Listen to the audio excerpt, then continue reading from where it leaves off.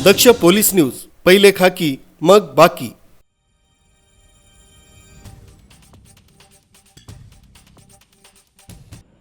वाडा तालुक्यातील केळीचा पाडा इथं आज एका भरधाव मालवाहू हायवा ट्रकचा भीषण अपघात झालाय।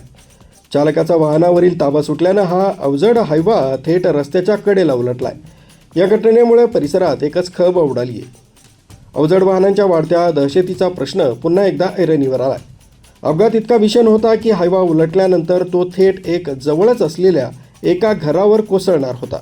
मात्र सुदैवानं एका झाडाला हा ट्रक जाऊन अडकला। जर हे झाड नसतं तर हा अजस्त्र हायवा थेट घरावर आदळला असता आणि मोठी जीवितहानी झाली असती। या अपघातात हायवाचं मोठ्या प्रमाणात नुकसान झालं असून घराचंही मोठं नुकसान झालंय।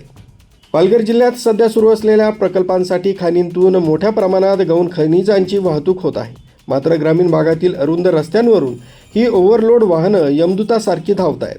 ही वाहनं वेगानं जात असताना रस्त्यावर खडी आणि वाळू सांडते, त्यामुळे दुचाकी स्वारांचेही अपघात होण्याचं प्रमाण वाढलंय। अशा बेजबाबदार आणि ओव्हरलोड वाहतुकीवर कोणाचंही नियंत्रण नसल्यानं नागरिकांमध्ये तीव्र संताप व्यक्त होतोय। अपघातानंतर उलटलेला हायवा बाहेर काढण्यासाठी 3 मोठ्या हायड्रा मशीन पाचारण करण्यात आल्या होत्या।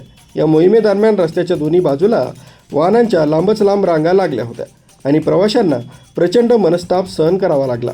या अपघातात कोणतीही जीवितहानी झाली नसली तरी आणखी किती बळी गेल्यानंतर प्रशासन या अवजड वाहतुकीला लगाम घालणार, असा संतप्त सवाल वाडावासीय विचारित आहेत।